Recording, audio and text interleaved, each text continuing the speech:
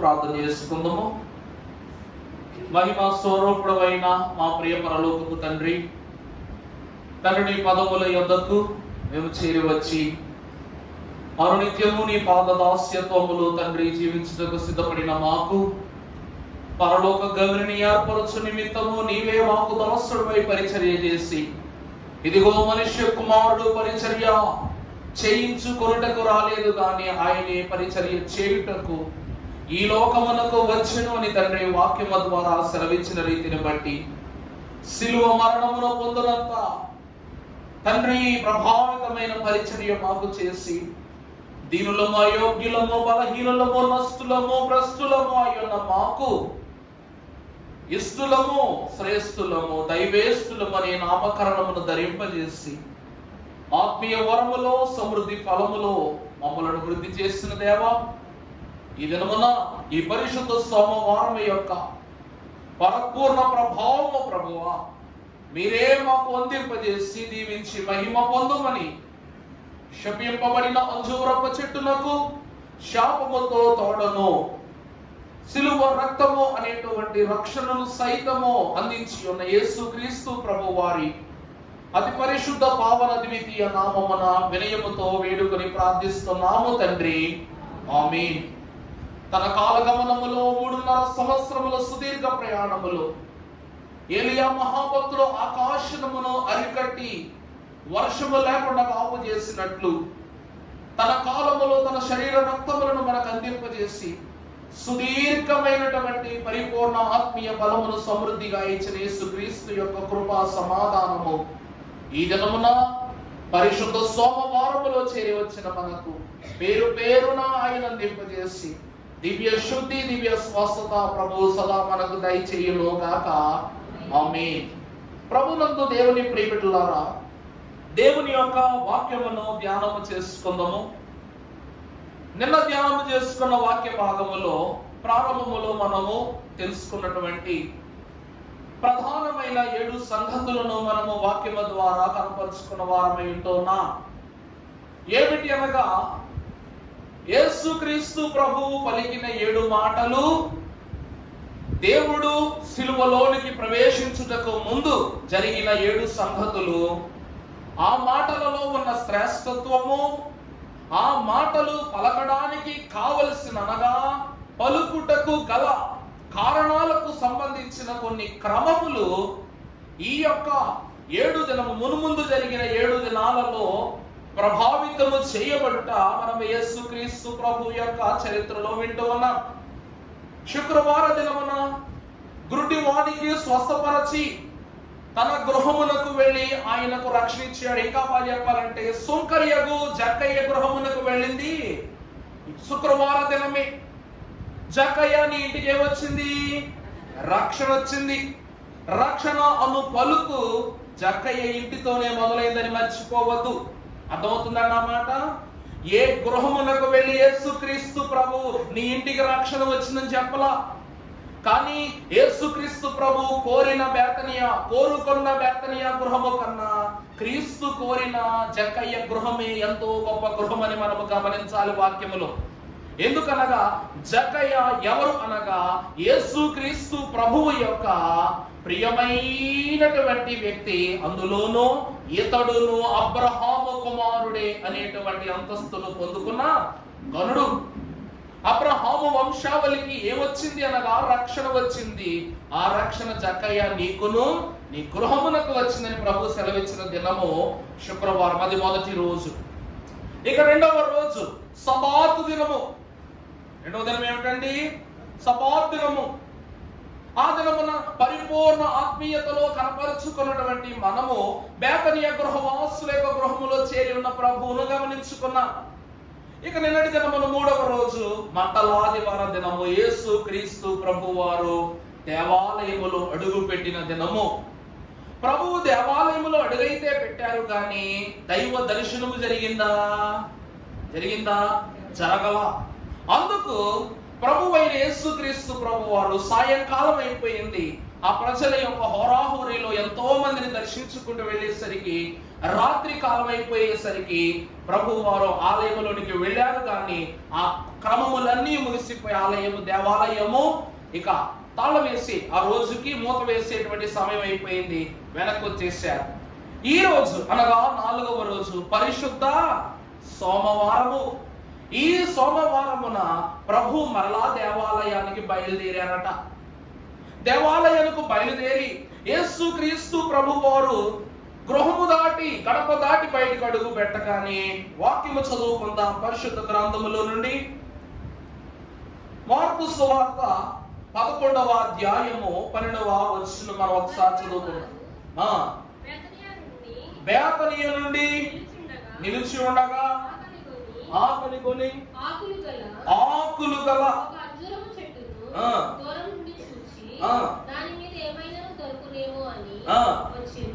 చాలమ్మా.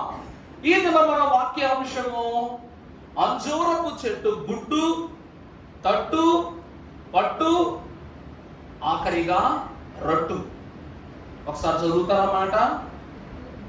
అంజూరపు చెట్టు గుడ్డు, అంజూరపు చెట్టు తట్టు, అంజూరపు చెట్టును పట్టు, అంజూరపు చెట్టు యొక్క గుడ్డు రొట్టు.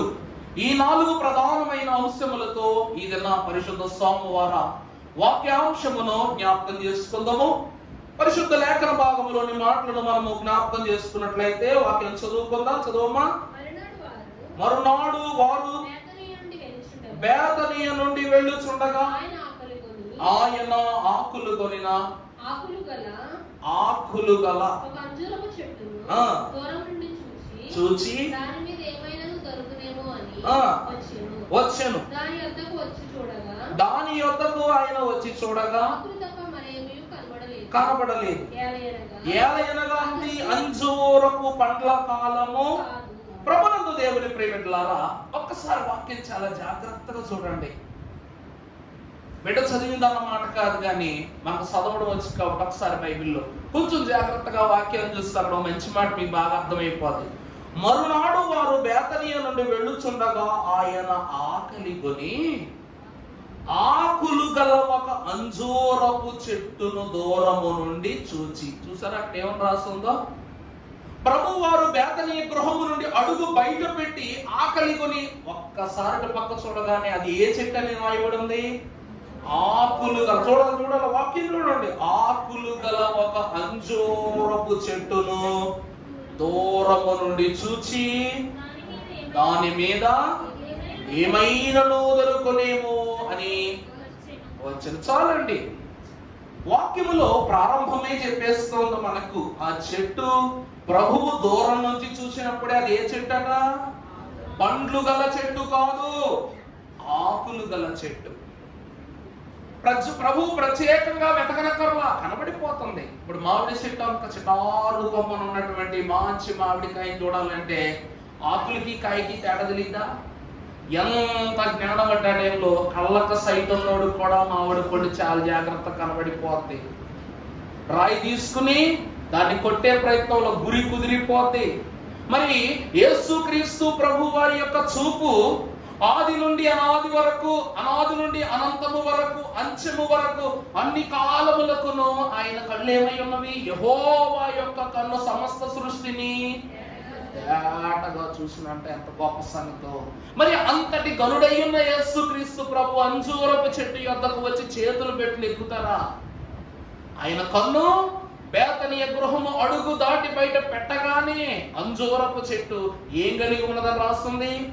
ఆకులు గల అంజూరపు చెట్టును రాస్తుందంట. అందుకే చూసారా బొమ్మ దగ్గర ప్రభు ఏం చేస్తున్నారు?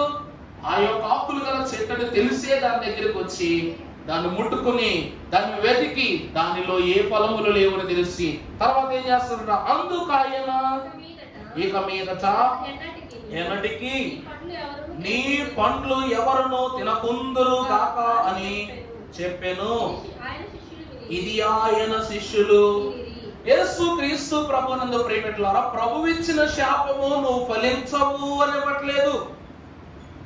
ప్రభువు నువ్వు ఫలించవు అని శాపం ఇవ్వట్లేదంట. ఎందుకంటే ఈ మాట మార్కు సువార్తలోనే ఎందుకు ఎంత ప్రత్యేకంగా భక్తులు సెలవిచ్చాడంటే, దైవజనులు దేవదాసయ్య గారు అన్నారు, యేసుక్రీస్తు ప్రభువు యొక్క స్వస్థత కార్యాలను స్వయముగా దగ్గరుండి వీక్షించిన మహాభక్తుడే మార్కు. ఎవరండి? యేసుక్రీస్తు ప్రభువు యొక్క స్వస్థ కార్యాలు. ఏమండి, నేను చెప్తున్న వాక్యం మీకు అన్ని వాక్యాలు ఇష్టమవుతాయని నేను గ్యారంటీ ఇవ్వలేదు. ఇన్ని వాక్యాలు చెప్పుకున్నాం, ఏదో ఒక వాక్యం మిమ్మల్ని ప్రభావితం చేయకమాందు. అవునా కాదా? కొన్నిసార్లు ఎవరైనా పాస్టర్ గారు చెప్తుంటే ఏమంటారు, ఈ వాక్యం నా కోసమే చెప్పారు, ఈయన ఈ క్రమము నా గురించే జరిగింది, ఈ ప్రార్థన నా గురించే జరిగింది, ఈ స్తుతి నాకే. దైవజనుల పాటలో రాశారు, ఈ కీర్తన నాకే ఎవరు కొందరో వారికే. అట్లాగే యేసుక్రీస్తు ప్రభువునందు ప్రియులైన దేవుని బిడ్డలారా, యేసుక్రీస్తు ప్రభు యొక్క అంతస్తును ప్రభావితం చేసిన సంగతులలో ఈ సంఘటన కూడా ఒకటి. ఇక్కడ యేసుక్రీస్తు ప్రభు వారట అక్కడకు వచ్చి నీవు ఎప్పటికీ ఫలించు. మరి మార్కు భక్తుడిని ప్రభావితం చేసిన సంఘటనలు ఏంటంటే ప్రభువు చేస్తున్న స్వస్థతలు. ఇది ధర్మశాస్త్ర విరుద్ధమైన స్వస్థత, ధర్మశాస్త్ర సంబంధమైన స్వస్థత అని పరిసయ్యులు శాస్త్రులు అడుగుతుంటే నెరవేర్పునకు సంబంధించిన సూచనలు చెప్పి వారికి ఆరోగ్యమునిస్తుంటే మార్కు భక్తుడు ఆకర్షితుడైపోయాడు ప్రభు యొక్క కార్యాలకు. అందుకని గతములో ఎవరు స్వస్థతలు చేయలేదా అంటే భక్తుడైన యోహాను కూడా బాప్తిస్మిస్తూ అంటాడు, మీరు దోపిడీతనములు, దొంగతనములు, పాపములు ఇవన్నీ చేసినటువంటి వారైతే యెహోవా యందు మీరు బాప్తిస్మం పొందుకోండి, ఆ తప్పులను ఏమవుతాయి, క్షమింపబడతాయని చెప్తాడు. మరి అది కూడా స్వస్థతే కదా. నీటిలో మునిగినప్పుడు మనలో ఉన్న దోషములన్నీ తుడిచిపెట్టుకోదు. అందుకే పరిసయ్యులు పెద్దలు వచ్చి అడుగుతారు, నువ్వు మెస్సయ్యవా అని అడుగుతారు, నువ్వు ప్రవక్తవా అని అడుగుతారు. అతడు ఏమంటాడు, నేను మీరనుకుంటున్న వాడను కాను, నేను ఆయన చెప్పుల మోయటకు సైతము తగని వాడను కానివాడని చెప్పేసి అతను సెలవిస్తాడు. మార్కు భక్తుడు ఆనాడు పలికిన మెస్సయ్య యొక్క అంతస్తును, ఆ స్వస్థత అంతస్తును ప్రభువులో చూసి ఆకర్షితుడైపోయి రాశాడంట. ఏమిటి అంటే ప్రభువు అందుకు ఆయన ఇక మీదట ఎన్నటికి నీ పండ్లు అంటే దాని అర్థం ఏమిటండి? ఎన్నటికీ నీ పండ్లు తినరు అంటే అది కాగితము ఖచ్చితమే. ఇప్పుడు ఎన్నటికీ నీ పండ్లు తినరు అని రాయటం కన్నా నీవు ఫలించమంటే సరిపోదు కదా. మరి అక్కడ ఏమని రాయబడి ఉంది? ఎన్నటికీ నీ పండ్లు తినరు అంటే దాని అర్థం దానికి ఖచ్చితముగా ఒకానొక దినమున ప్రభు ఏమిస్తారు, ఫలింపునిస్తారు. చాలా గొప్ప సంగతి. పరిశుద్ధులకు దేవుని ప్రియబిడ్డలారా, ఎందుకు అనగా యేసుక్రీస్తు ప్రభువు రక్షించుటకు, అందులోనూ ఆయన ఉదయకాలము లేవగానే, అందులోనూ పరిశుద్ధ సోమవారం. ఒకసారి గమనించాలి కొన్ని. ఈ రోజు ఈ ప్రసంగమే ఎందుకు చెప్పాలండి? ప్రభువు యొక్క శ్రమ గురించి చెప్పొచ్చు కదంటే మరి చెప్పాలి తప్పదు. ఎందుకు చెప్పనా? ఈ రోజు సోమవారము కనుక. సోమవారము బైబిల్ మిషన్ వారికి దేనికి సంకేతం? స్వస్థత ప్రార్థన బలము చేత నింపబడవలసిన మనము దేవాలయమునకు వెళ్ళి దేవుని యొద్ద నుండి పొందుకున్న ఆశీర్వాద అంతస్తును పొందుకోవలసిన ప్రభువు ఉదయకాలమునే లేచి ఆయన ఆత్మల దాహము. ఒక్క మాట గమనించండి ప్రియులారా, యేసుక్రీస్తు ప్రభు సిలువ మీద పొందుకున్నది దాహము ఈ అంజూరపు చెట్టు వలన కలిగినది ఆకలి. ఆ మాట అర్థమవుతుందా? ఇశ్రాయేలు ప్రజలకు సూచనగా ఉన్న ఈ అంజూరపు చెట్టు ఆ కాలంలో మహాభక్తుడైన మోషే కూడా ఒక మండుచున్న పొద యొద్దకు వచ్చాడు. పచ్చటి పొద రగిలిపోతుంది కానీ తన పచ్చటిదనం ఏం కావట్లా, నశించిపోట్లా. చుట్టూ అగ్ని ఉన్నప్పటికీ ఆకు మాడట్లా. అలాగే ఈ అంజూరపు చెట్టు చూచుటకు రమ్యముగా ఉన్నాను, దీనికి ఏమి లేదు, ఫలింపు లేదు. ఆనాడు దహించుకుపోతున్న పాప భారమును బట్టి ఇశ్రాయేలు ప్రజలు పచ్చటి పొదగా ఉన్న వారి చుట్టూ మంట ఉంది. తర్వాత తండ్రి అయిన దేవుడు రక్షణ ఇచ్చి కనాను దేశమునకు పంపించిన, అర్థమైందన్నమాట, పంపించిన రక్షణలో ఉన్న వారికి ఏమి లేదు, ఫలింపు లేదు. అర్థమైందండి? మనము కొన్న ప్రతి పశువు పాలివ్వాలని లేదు, మనము కొన్న ప్రతి పండు అందంగా ఉంటుందని చెప్పలేము. అందుకే మేడి పండు చూడు మేలిమై యుండును అన్నారు. కనాను దేశంలోనికి వెళ్ళినంత మాత్రాన వారి యొక్క ఆశీర్వాదం అధికమైపోయిందని మనం ఎలా చెప్తాం? ఆ యొక్క రాజ్యాంతస్తులో మొదటి రాజైన సౌలు పాలనలో ఎన్ని పాపాలు ప్రభావితమయ్యాయో, దావీదు కాలములో ఎన్ని యుద్ధాలు జరిగి వారు పాపములో పడ్డారో, ఆ తదుపరి సొలొమోను కాలములో అతని కుమారుడైన రెహబాము యరొబాములు ఇద్దరు కలిసిపోయి దేవునికి నష్టమైన క్రియ జరిగించి వేరే ఆలయం కట్టి దేవునికి ఏం తెచ్చిపెట్టారు? అపఖ్యాతి తెచ్చిపెట్టారు. మరి ఇవన్నీ పాపాలు కాదా? మరి ఫలింపు ఎక్కడుంది వాళ్ళకి? ఏమన్నా మాట అర్థమవుతుందా మీకు? మరి ఫలింపేది వారు చూచుటకు దేవుడు వాళ్ళని కాపాడుతున్నాడు, పచ్చగానే కాపాడుతున్నాడు, కానీ ఆ పచ్చటి చెట్టుకి ఏమి లేదంట, ఫలింపు లేదు. అందుకే అంజూరపు చెట్టు ఎవరికి సాదృశ్యము అనగా ఇశ్రాయేలీయులకు సాదృశ్యము. ఆనాటి మండుచున్న పొద మోషే చూచి ఇది ఇశ్రాయేలీయులకు సాదృశ్యం అన్నట్లు ఈ రోజు యేసుక్రీస్తు ప్రభువు కూడా ఈ అంజూరపు చెట్టును చూచి ఆకలి కొన్నారట. ఈయన కలిగి ఉన్న ఆకలి ఆత్మల దాహము, ఆత్మీయమైన ఆకలి. ప్రభునందు ప్రియమిత్రులు, అప్పటి నుంచి అందుకే ఏమని చెప్పా మీకు, పాత 39 పుస్తకాలు యేసుక్రీస్తు ప్రభు కాలములో ప్రభు వీపు మీద పడ్డా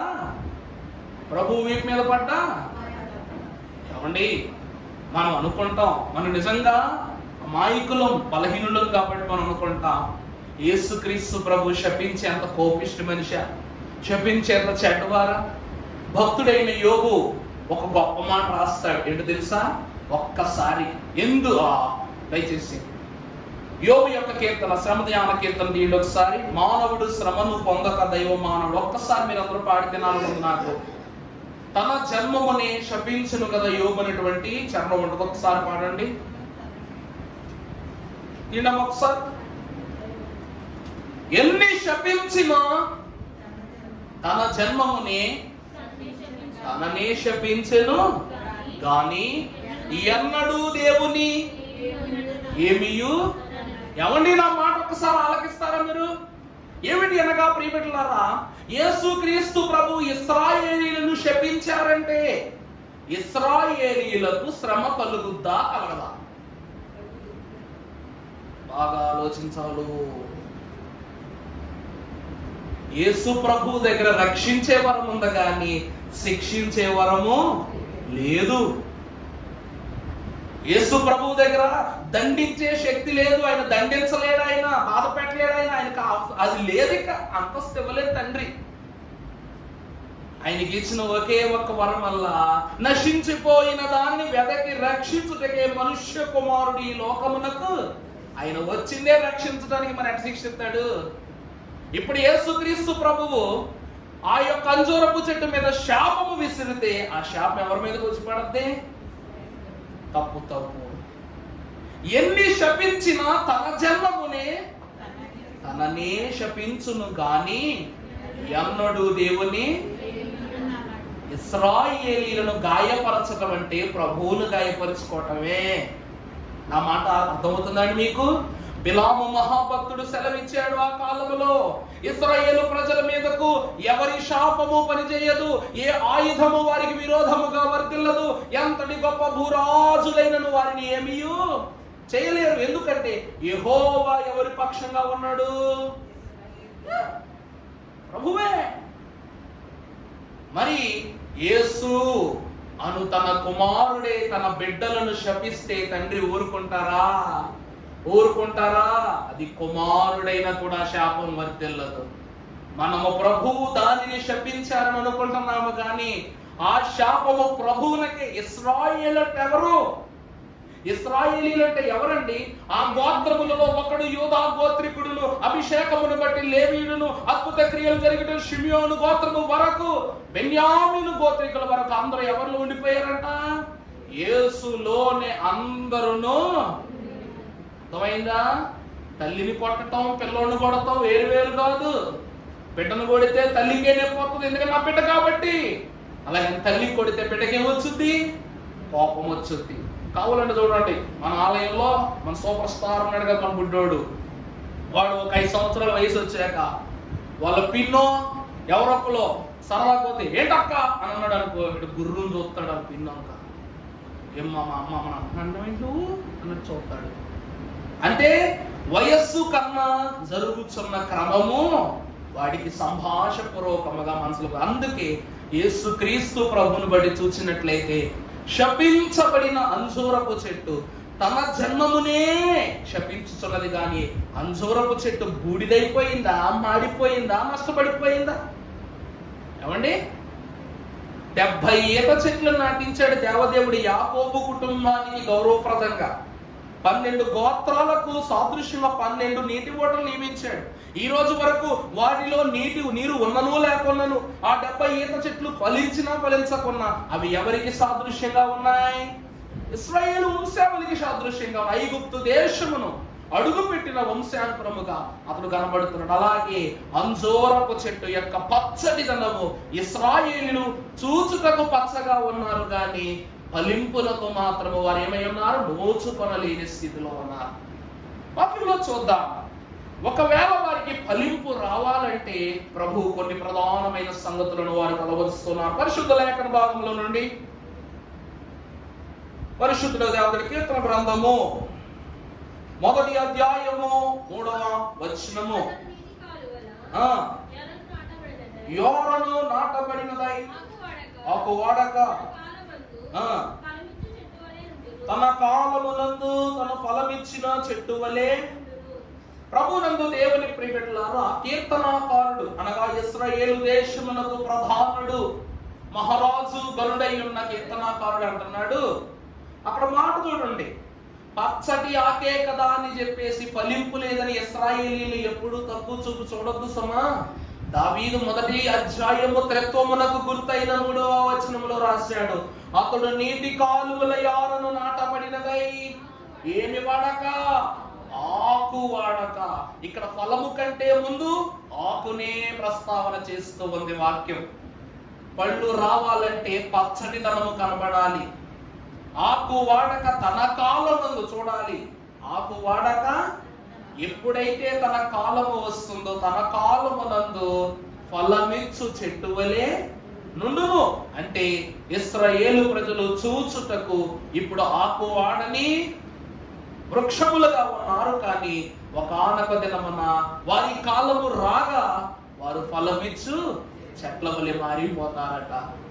ఇది మొదటి ప్రధానమైన అంతస్తు. వాక్యములో చూద్దాం. పరిశుద్ధ గ్రంథములో దానియేలు గ్రంథము 4వ అధ్యాయము 10వ వచనం మనం ఒకసారి చదువుకున్నట్లయితే, నేను నా పడక మీద పరుండి ఉండగా నాకు ఈ దర్శనములు కలిగెను. నేను చూడగా భూమి మధ్యను మిగుల ఎత్తుగల యొక్క చెట్టు. పరిశుద్ధమైన దేవుని ప్రియబిడ్డలారా, ఇక్కడ వాక్యములో ఒకసారి బొమ్మ చూడండి. నెబుకద్నెజర్ మహారాజు దానియేలును తీసుకుని వెళ్ళి సింహాల బోన్లో పడవేసినప్పుడంట వేదనతో కన్నీరు కారుస్తూ దానియేలు కొరకు ప్రాధేయపడి పడుకున్నాడంట. పడుకుంటే ఆ రాత్రి పూట దానియేలు మహాభక్తులను కూర్చిన తలంపులతో ఉన్న నెబుకద్నెజరుకు ఒక దర్శనం వచ్చింది. ఆ దర్శనం ఏమిటంట? నేను నా పడక మీద పరుండి ఉండగా నాకు ఈ దర్శనములు కలిగిన. ఏమిటా దర్శనం అంటే, నేను చూడగా భూమి మధ్యలో మిగులు ఎత్తుగల ఒక చెట్టు కనబడిను. ఆ చెట్టు బ్రహ్మాండమైన దారి. అంటే ప్రభునందు ప్రియబిడ్డలారా, భక్తుడైన నెబుకద్నెజరు దానియేలును బట్టి బాగుపడిన వాడు, దానియేలును బట్టి మంచి మార్గమును ఎంచుకున్నవాడు. ఇక నిజానికి చెప్పాలంటే దానియేలు ఒక పక్షానికి రాజే అని చెప్పాలి. రాజునకే బోధించగల స్థితిలో దానియేలు ఉంచాడు దేవుడు. మరి దానియేలు కొరకు ప్రాధేయపడుతున్న ఇతని దర్శనంలోనికి ఏమొచ్చింది అంటే, భూమి మధ్య నుండి ఆకాశంలో అంటుకొని ఉన్నటువంటి ఒక అద్భుతమైన వృక్షము చెట్టు అలా ఎదిగిపోతూ ఉన్నదంట. నా మాట అర్థమవుతుందా అండి? ఎప్పుడైతే దేవుని మీద ఆనుకొని ఉంటామో, ఆనుకొని ఉన్న దినమునే మనము వృద్ధి చెందుతాం. ఇశ్రాయేలు ప్రజలు ఈ దినము వరకు దేవుని మీద ఆనుకొని ఉన్నామని అనుకుంటున్నారు, కానీ ఆనుకొనలేదు. కానీ దేవుడు వారిని ఇప్పటి వరకు ఆదుకుంటూనే ఉన్నాడు. అర్థమైందండి?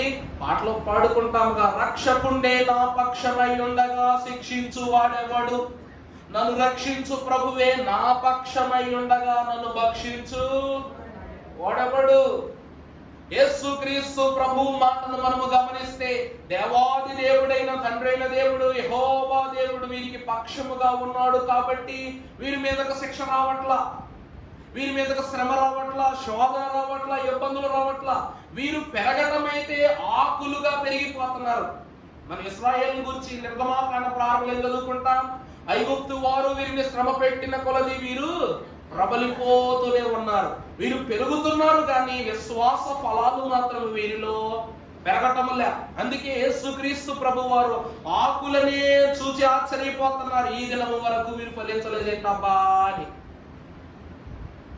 దేవుని ప్రియబిడ్డలారా, ఆనాడు ఆది కాండము ప్రధానమైనటువంటి ఆదాము అవ్వల యొక్క పాప క్రియలో కూడా ఆదాము అవ్వలు చేసినటువంటి పని ఏమిటి? పాపములో పడగానే అందరూ విడిచిపెట్టేశారు. సర్పం మోసగించింది, పండు తిన్నారు, దోషులు అనిపించుకున్నారు. దోషములో పడగానే వెంటనే దిగంబరులమని తెలియగానే వీరి శరీరమునకు కచ్చడములనిచ్చింది ఎవరంట? అంజూరపు చెట్టు.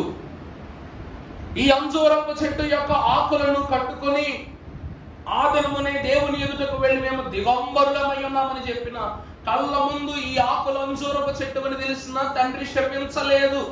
చూస్తున్నా నా మాట అర్థమవుతుందండి? శపించాల కారణం ఏమిటంటే, యెహోవా దేవుడు కూడా ఇశ్రాయేలు ప్రజలను నశింప చేయుటకు ఇష్టపడలా. అందుకే ఆ రోజు విడిచిపెట్టేశారు ఆ చెట్టును.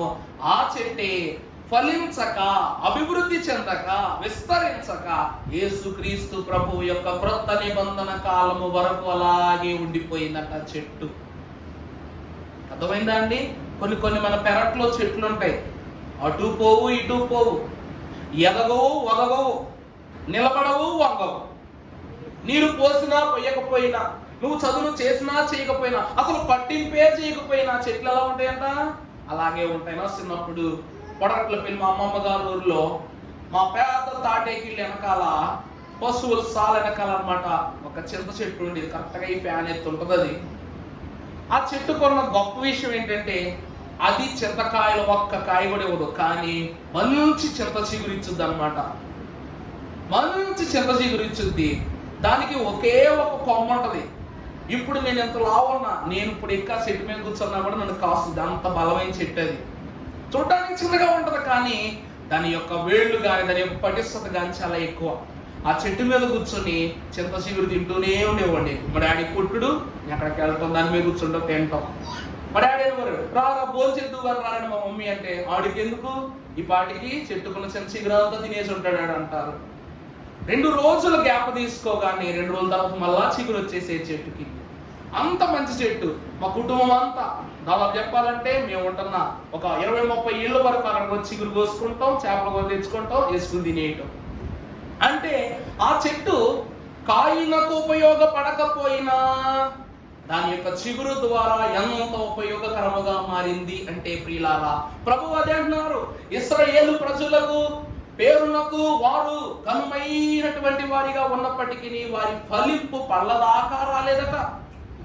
దేవుని యందు ప్రియబిడ్డలారా, అదే నెబుకద్నెజర్ మహాభక్తులు తన తలంపులో గ్రహిస్తున్నాడు. ఇది ఆకాశమునకును భూమికి మధ్యన వృద్ధి చెందుతున్నది. తమ తర్వాత వచనాలు చదువుతారు ఒకసారి. 12వ వచనం చదువుతాం. సొగసుగాను కనబడెను. అబ్బా, ఆ చెట్టులో ఏముందంట? సమస్త జీవకోటికి చాలునంత ఆహారము దానిలో ఉన్నదంట. దాని నీడను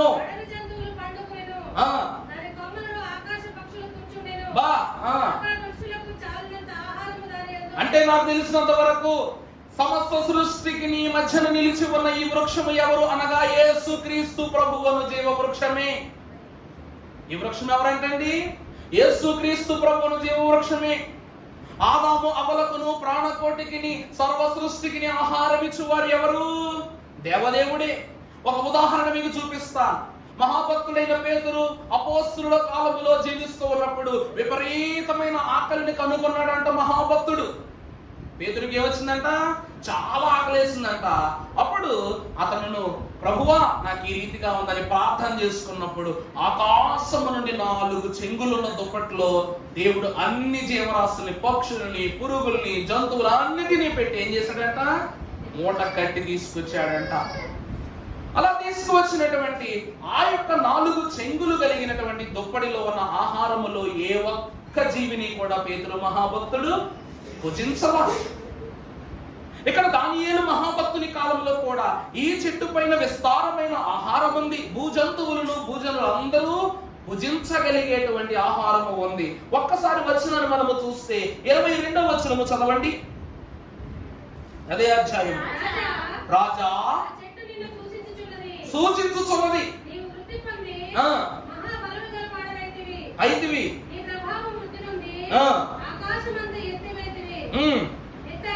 ఎత్తాయును నీ ప్రభుత్వము వ్యాపించి ఉన్నది. చెట్టును నరుకుము. ఎక్కడిట్టోరు చాలా గొప్పగా ఉంది కదా సంగతి. ఎవరైనా ఫలింపునిచ్చే చెట్టు, అది కూడా కాదు, ఊరంతటికి నీ ఆహారం ఇచ్చే చెట్టు నరకమని ఎవరైనా చెప్తారా? తన దర్శనం ఏమని చెప్తుందో చూడండి. భూజనులందరూ, భూజంతువులందరూ, పశుపక్షాదులన్నీ దాని నీడనే ఉంటున్నాయి, దాని ఆహారమే భుజిస్తున్నాయి. అటువంటి వృక్షమును దేవుడు ఏం చేయమంటున్నారు? తన దర్శనములో నరికి వేయుము. నువ్వెంతటి గొప్పవాడవు, నీ రాజ్యం ఇంత వృద్ధి పొందుద్ది. కానీ నువ్వేం చేయాలా? ఏం చేయాలా? చెట్టుగా ఉన్న నిన్ను నువ్వేం చేసుకోవాలి? నీ అధికారాన్ని నరికి వేయాలి, నీకున్న సమస్తాన్ని తీసివేయాలి. ఒక ధనికుడు యేసు ప్రభు దగ్గరికి వచ్చి అంటాడు, ప్రభువా ప్రభువా నా దగ్గర అన్ని ఉన్నాయి, మనశ్శాంతి లేదు, మనశ్శాంతి కావాలంటే ఏం చేయను ప్రభు అంటే, నీకు మనశ్శాంతి కావాలంటే నీ దగ్గర ఉన్న ధనమంతా విడిచిపెట్టేసి నాతో రా అంటే, ధనాన్ని తప్ప దేన్నైనా విడిచిపెడతానన్నాడు. అంటే ఎంత ఘోరమో చూడండి. నీకు కావలసిన మనశ్శాంతి ఆ ధనము వల్ల రాదు. అది కావాలంటే ధనమును విడిచిపెట్టంటే, వాడు దేనిని విడిచిపెట్టకూడదు, దానిని విడిచిపెట్టేయడానికి ఇష్టపడ్డా? ఇష్టపడలా. అదే నాకు కావాలన్నాడు. మరి ప్రభు దగ్గర సలహా అడుగుతున్నాడు. ప్రభువు కూడా సూచనిస్తూ ఉన్నాడు. అంటే నువ్వు రానున్న దినములలో ఎంత ఘనమైన స్థితిలోనికి వెళతావో ప్రభు చూపించారు. కానీ ఆ అంతస్తు నీకు వద్దు. ఎందుకో చెప్పనండి, ఇది భూమికి ఆకాశమునకు మధ్య ఉన్న చెట్టు. యెషయా భక్తుడు అంటాడు, ఆకాశమున సింహాసనము భూమి, నీ అంతస్తు భూమిని ఆకాశాన్ని తాకేదిలా ఉండకూడదు, ఆ పైనున్న పరలోకమును అందుకునేంత గొప్పదై ఉండాలి. అదే ప్రభు సూచిస్తూ, ఈ లోక భోగములపై నా నేత్రాలు సోకకుండగా కృపచూపము, నీ మహిమ దివ్య స్వరూప్యమును నిండార నన్ను చూడనిమ్ము. ప్రభు యేసు నా రక్షక, వసగు కన్నులు నాకు నిరతము నిన్ను చూడ. ఎంత అద్భుతము! అంజూరపు చెట్టు పట్ల ప్రభు కలిగినది కోపము కాదు, అతిశయము. ప్రభు ఏం కలిగారండి? అతిశయం, ఆశ కలిగి ఉన్నారు. ఇప్పుడు అంజూరపు చెట్టుకు ప్రాణమంతా విసిగిపోయింది. ఇప్పుడు దానిని ఏం చేయాలి? ఫలములతో తృప్తిపరచాలి. అందుకే యేసుక్రీస్తు ప్రభు దాని మీద ఏం పడ్డారంట? అతిశయపడ్డారు. ఇప్పుడు ఈ యొక్క వృక్షము కూడా, అంజూరపు చెట్టు కూడా ప్రభు మీద ఏం పడాలి? అతిశయపడాలి. దాని పళ్ళపై ప్రభు ఆశపడ్డారంటే ఒకసారి గమనించండి. నీ దగ్గరకు దేవదేవుడే స్వయంగా వచ్చి నాకు కొంచెం అన్నం పెడతావా అని అడిగారు అనుకోండి, నీకు ఆనందమా కాదమ్మా? అదే అన్నం నీ దగ్గర లేకపోతే ఎంత బాధపడతావు నువ్వు? ఈ అంజూరపు చెట్టు కూడా ప్రభు విషయంలో అంతే బాధపడుతుందంట. ప్రభు ఎవరి దగ్గర చేయి చాపరు, కానీ నా దగ్గరికి వచ్చి ఏమని అడిగారు? పళ్ళుంటే పెడతావా అని అడగడానికి నా దగ్గరికి వచ్చి వెతుక్కున్నారు. కానీ నేను ప్రభుకి ఏమి ఇవ్వలేకపోయాను. ఇశ్రాయేలు ప్రజలు దేవుడు ఇచ్చినదే తీసుకుంటున్నారు తప్ప దేవునికి ఈ రోజు వరకు ఏది ఇచ్చింది లేదు. ఆనాడు యెహోవాకు ఇచ్చింది లేదు, ఈ రోజు దేవుని కుమారునిగా వచ్చిన ప్రభువుకి ఇచ్చింది లేదు. అందుకే ప్రభు ఏమీ ఇవ్వలేకపోతున్నా నీకు నేను ఫలింపునిచ్చినట్లు నేను రక్షించు దినము వరకు నీ పండ్లు ఎవరునూ తినరు అని ప్రభు శాపించారంట. ఎందుకంటే అది నశించిపోవచ్చున్న చెట్టు. ఫలింపు లేదంటే దినదినం ఏమైపోద్ది? నశించిపోవటమే. అది కనబడటానికి పచ్చగా ఉన్న దాని యొక్క వేర్లు ఏమైపోతున్నాయంట? క్షీణించిపోతున్నాయి. నశించిపోతున్న దాన్ని వెదికారు, మొత్తం వెదికారు, పళ్ళున్నాయా? లేవు. ఇప్పుడు అది నశించిపోతుంది గనక రక్షించుటకి రక్షకుడగు ప్రభు దానిలో ఉన్న భారం అంతటిని ఆయన తీసేసుకున్నారు. యేసు ప్రభు వారు జీవవృక్ష ఫలముల దాత, రక్షణ ఊట. ఆయనను ఆశ్రయించు వారి యొక్క శరీరములో నుండి, కడుపులో నుండి జీవ నదులు ఏమవుతాయంట? ఉబ్బుకుతాయని రాస్తుంది దేవుని వాక్యములో. ఇప్పుడు ఈ చెట్టు ప్రభువును ఆశ్రయించింది కాబట్టి జీవ జలములు ఉబ్బుకు ప్రభువు యొద్ద నుండి తడపబడాలి, శుద్ధి చేయబడాలి, ఫలములను ప్రభువుకు అందించాలి. ప్రభు మన దగ్గర నుంచి ఏం కోరుకుంటారండి? ఆస్తిపాస్తుల, కోట్ల, కుమ్మరింపుల ఏం కోరుకోరు. ఆయన కోరుకున్నది ఒక్కటే, నువ్వు బాగుండటమే అని కోరుకునేది, నువ్వు దేవుల్లో బలపడటమే అని కోరుకునేది. ఈరోజు ఒక గొప్ప మాట నేను దేవుని యొక్క వాక్యం ద్వారా విన్నా. యేసుక్రీస్తు ప్రభు వారిని గురించి ఒక మహాభక్తుడు పుస్తకం రాశాడంట. ఆయన ఈ లోకములో మనల్ని పరిశోధించినంత దేనిని కూడా పరిశోధించరంట. యేసు ప్రభు అంటండి, మనలను పరిశోధించినంతగా దేనిని పరిశోధించరంట. అందులోనూ ప్రాముఖ్యమైన సంగతి ఏంటంటే, దైవజనులు ఫాదర్ ఎం దేవదాసయ్య గారు స్థాపించిన బైబిల్ మిషన్ లో ఉన్న మనకంటే ఎక్కువగా ఎవరిని కూడా ఆయన పరిశోధించలేదు. ఎందుకంటే నేను అందించిన మిషనులో పెరుగుతున్న నా బిడ్డలకు అందవలసినవి, పొందవలసినవి, అందించవలసినవి అందించుచున్న వారు స్థిరముగా ఉన్నారు లేదని ప్రభు ఏం చేస్తారంట? దినదినము వచ్చి పరిశోధన చేస్తూ ఉంటారంట. నీ ప్రార్థనను వద్దన్నా, కాదన్నా, లేదన్నా నువ్వు ప్రార్థన ఒకటే చేసుకుంటావు. నాయన ఈ రాత్రి నేను పండుకుంటున్నాను ప్రభు, నీ దూతలు నాకు తోడుగా ఇచ్చి పంపించండి. నీ దూతలు, దేవుని యొక్క దూతలు మన యొద్దకు వచ్చి ఏం చేస్తున్నాయి? పరిచర్య చేస్తున్నాయి. అంటే నువ్వు తినుట, త్రాగుట, నడుచుట అన్నీ ప్రభువుకు తెలుసును. అంటే నిన్ను ఏం చేస్తున్నారు? ఏం చేస్తారు? తేటగా పరిశీలన చేస్తున్నారు ప్రభు. ఇశ్రాయేలీయులను కూడా తేటగా పరిశోధించాడు. ఎందుకనగా ఇశ్రాయేలు ప్రజలు ప్రభువు మీద, ప్రభు ఇశ్రాయేలు ప్రజల మీద అతిశయపడ్డారు. ఈ అంజూరపు చెట్టు దేనికి గుర్తు అంటే అతిశయానికి గుర్తు. టైం కూడా అయిపోయింది. ఈ మొక్కకే చాలా టైం అయిపోయింది. ఆదివారం చెప్పుకోవాల్సిన ప్రసంగం. చాలా సంతోషం. మరి ఈ వృక్షము ఏ వృక్షము అనగా అతిశయ వృక్షము. అందుకే ఆశపడిన ప్రాణమును తృప్తిపరచుదని అన్నారు. ఇప్పుడు ఆశపడింది ప్రభువా చెట్టా? చెట్టా ప్రభువా? ప్రభువే ఆశపడ్డారు. ఏమని? దాని ఫలాలు తినాలని ఆశపడ్డారు. ఆశపడిన ప్రభు యొక్క ప్రాణము తృప్తిపరచబడిందా లేదా? ఇంకనూ లేదు. మరి అది తృప్తిపరచబడాలంటే మనం ఏం చేయాలంట? నా యొద్దకు వచ్చు వాణ్ణి నేను ఎంత మాత్రము. ప్రభువుని యొద్దకు వచ్చారు, వెతికారు, చూశారు, దొరకలా. ఇప్పుడు ప్రభు యొద్దకు నువ్వు వెళితే నేను ఏం చేస్తారంట? ఎంత మాత్రము త్రోసివేయకుండా సరి చేసి నశించుచున్న మనలను వెదకి రక్షించుకుంటారు ప్రభు. అందుకే అంజూరపు చెట్టు యొక్క గుట్టు చూశాం. అర్థమైందండి? ప్రభువు యొక్క గుట్టు చూశారు, దాని తర్వాత తన తట్టు తిరిగారు, దాని తర్వాత దాన్ని పట్టుకున్నారు. ఆఖరిగా దాని గుట్టు ఏమైపోయిందంట? రొట్టెయింది అన్నమాట. ఫలములో లేని గుట్టు రొట్టె అయిపోయింది. మిగిలిన భాగాన్ని రేపటి దినాన్ని చూసుకుందాం. పరిశుద్ధులకు ప్రభువు నామము సదా మనకు తోడై ఉండి అతిశయ వృక్షముగా, ఆరోగ్య వృక్షముగా, ఆశీర్వాద వృక్షముగా మనలను ఫలింపజేసి దీవించును గాక. ఆమేన్. సర్వ సామాన్య స్థితిలో ఉన్న మమ్ములను పరలోక వైభవము చేత వర్ధిల్ల చేయుచున్న శ్రేష్ఠ జనక నీకు వందనములు. నీ తోడి వారము, ఈ లోకపు కీడులను అనుసరించని వారు